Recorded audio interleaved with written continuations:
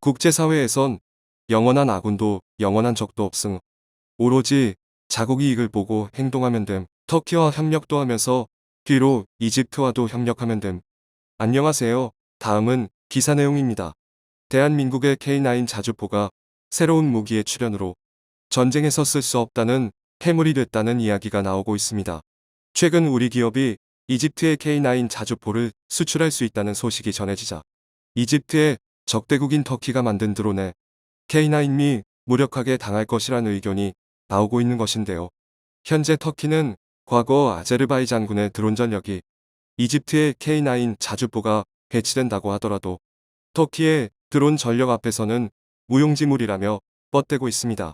실제로 제 아무리 세계에서 인정받는 K9 자주포라 하더라도 터키가 다수의 자폭 드론을 띄우고 바이락타르 TB2와 같은 고가의 중고도 무인 드론을 활용한다면 비싸고 무겁기만 한 고철덩어리로 전락할 수밖에 없습니다. 상황이 이렇게 되자 세계 군사 전문가들은 이집트와 한국을 집중 조명하고 나섰습니다. 바로 한국의 비호가 터키의 드론을 손쉽게 쳐부술 수 있을 거라는 분석에 따른 것인데요. 이에 따라 이집트가 한국의 K-2와 K9에 이어 비호 체계까지 도입할 수밖에 없을 거라는 분석까지 줄을 잇고 있습니다. 오늘 이슈거리에서는 한국의 비호를 전 세계가 주목할 수밖에 없는 최근 한국에는 가짜뉴스가 아닌가 싶을 정도로 무기 수출 소식이 쏟아지고 있습니다. 한국민조차 믿기 힘든 상황이 연달아 펼쳐지자 외국인들은 한국이 외계인을 납치했다며 의심의 눈초리를 보내고 있는데요.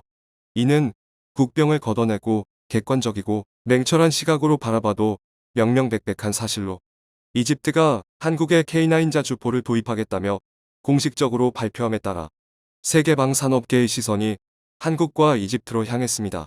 그동안 이집트 시장을 노리고 있었던 다른 나라들 입장에서는 또다시 한국의 K9의 선수를 빼앗겼다며 분통을 터뜨릴 수밖에 없었던 것인데요. 그런데 아무리 이집트가 한국의 K9 자주포를 도입한다 하더라도 터키에는 이길 수 없다는 비관적인 분석이 쏟아지고 있습니다. 터키의 막강한 드론 전력 앞에서 K9 자주포가 속수무책으로 당할 수밖에 없다는 것입니다.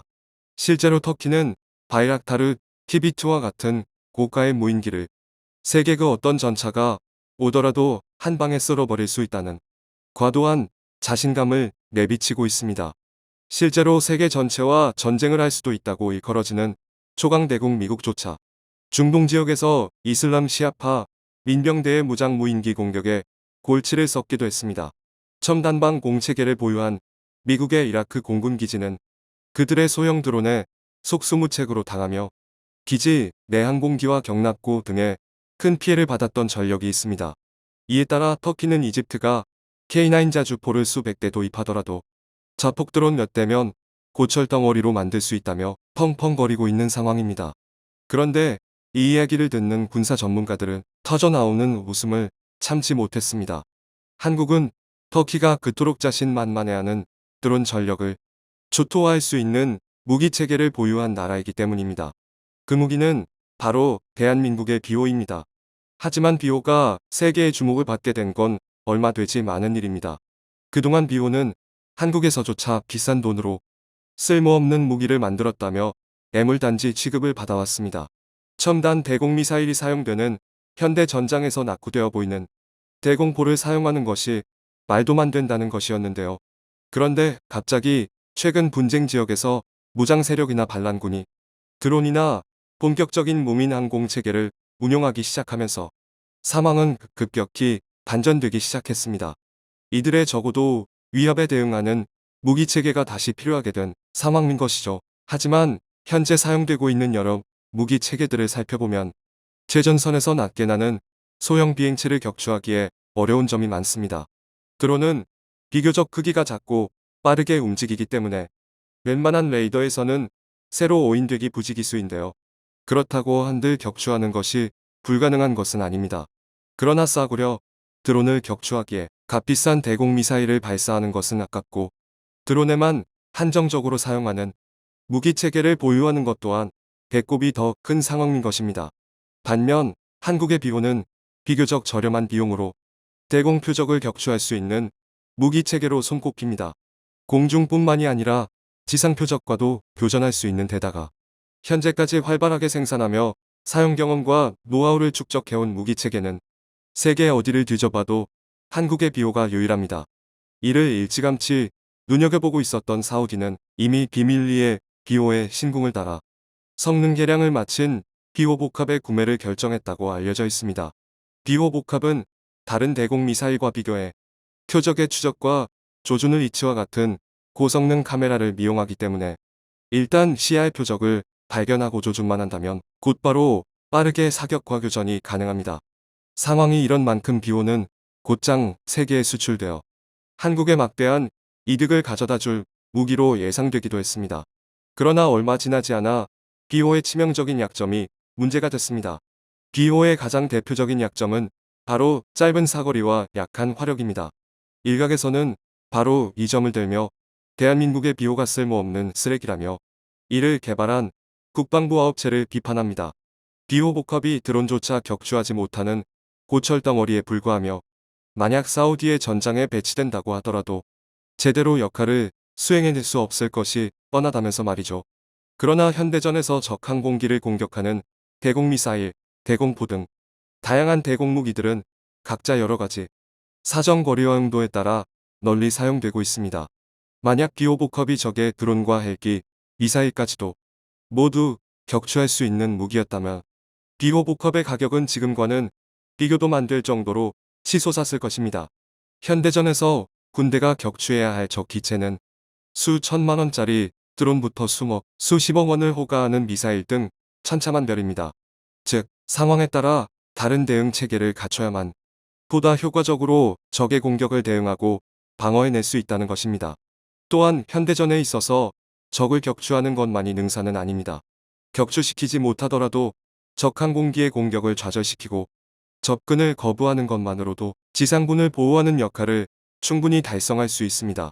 만약 이집트가 비호 복합을 보유하게 된다면 터키군은 전처럼 마음 놓고 적어도 자폭 드론을 운용할 수 없게 될 것이 분명합니다. 하지만 비호 복합만으로는 터키군이 보유한 바이락타르, TB2와 같은 중고도 무인기를 막아낼 수 없는 것 또한 사실입니다. 그러나 대한민국은 이미 비호 복합의 약점을 모두 보완한 새로운 무기 체계를 만들고 있습니다. 바로 비호-2인데요. 해외 군사 매체인 디펜스 월드는 사우디가 대한민국의 비호 복합에 이어 비호-2 공동 생산을 결정한 것으로 소개하고 있습니다. 비호 복합으로 급한 불을 끈 후 비호-A로 본격적인 야전 방공 체계를 만들려 한다는 분석입니다. 이에 따라 이집트 또한 터키군의 무인 공격 드론을 격추하기 위해 사우디와 똑같은 전철을 밟을 수밖에 없을 거라는 전문가 분석이 쏟아지고 있습니다. 중동 아덱스 2019에 공개된 비호-E는 기본적으로 회전형 3차원 대공 레이더와 포탑에 고정된 형태의 X밴드 추적 레이더를 장착하는데 이들은 모두 이사 방식을 사용하고 있습니다. 이사 레이더는 스텔스기를 탐지하기 위해 만들어졌기 때문에 아무리 뛰어난 무인기라도 15세대 전투기급이 스텔스 기능이 아니면 무조건 잡아낼 수 있습니다. 또한 비호-2에 탑재되는 이사 레이더는 최신 소재인 지러갈륨으로 만들어졌기 때문에 성능 면에서도 아주 뛰어나고 아인의 구성도 월등합니다. 지러갈륨 이사 레이더의 탑재는 항상 문제시됐던 사거리 문제를 가볍게 해결했는데요. 이사 레이더로 비호-2에 탑재되는 미사일의 사거리가 25km까지 늘어났습니다. 한마디로 비호-E는 기존 비호와 비호 복합과는 완전히 다른 대공망 체계로 터키군이 운용하는 중고도 무인 공격기의 천적과도 같다고 말할 수 있습니다. 그리고 이츠는 차륜형 30mm 대공포에 탑재된 모델을 그대로 사용하고 있는데 한화 시스템 관계자는 이츠가 테스트 과정에서 무인기를 5에서 7km까지 탐지했고 정밀 추적거리는 3km 정도라고 밝혔습니다. 무엇보다 비호-S는 무인기 격추를 위하여 40mm 신형포를 장착할 계획입니다. 이뿐만이 아니라 중동과 이집트는 같은 사막 지형이기에 만약 이집트가 한국의 비호-E를 도입한다면 별도의 개량 없이 그대로 도입할 수 있게 되며 사우디군이 비호-E를 운용하며 쌈게될 실전 데이터를 생각해보면 성능 테스트의 과정까지 대폭 줄어들 수밖에 없습니다. 여기에 더해 이집트가 한국의 K9에 이어 비호복합까지 도입하게 된다면 이집트는 K9을 노리는 터키의 드론을 효과적으로 방어하면서 막강한 화력으로 적을 쑥대밭으로 만들 수 있는 공방일체의 전력을 손에 넣게 됩니다. 또한 BO-2까지 도입하게 된다면 터키군의 유일한 자랑인 바이락타르 TP2까지 봉쇄할 수 있을 것이 분명합니다. 지금까지 이집트가 한국의 비호복합과 BO-1을 도입할 수밖에 없는 이유에 대해 알아봤습니다. 한국 무기 특유의 가성비와 유면성 덕분에 한국이 해외 방산 시장에서 이름을 빛내고 있는데요. 막힘없이 발전하는 대한민국에 박수를 보내며 한국의 무기들이 전 세계의 평화를 가져올 수 있는 키가 되었으면 좋겠습니다. 청중의 일부 의견. 한국은 야전 방공 체계가 잘 되어 있어서 적어도 무인기는 크게 문제가 안 됨. 터키 무인기가 크게 힘을 쓴 이유는 야전 방공 체계가 없는 국가 간 싸움이었기 때문임. BOE에 40mm 포탑재한다면 K21처럼 될 것 같은데. 그리고 왠지 쌍열포는 아닐 듯하고 풍산어헤드탄 사용할 듯. BO는 치명적인 결함이 있음. 레이더가 회전하여 사각지대가 많이 발생함. 초음속으로 접근하는 비행체에 대응하기엔 무리가 있음. 그래서 고정형 레이더와 소프트웨어를 다시 개발해야 함. 시청해주셔서 감사합니다.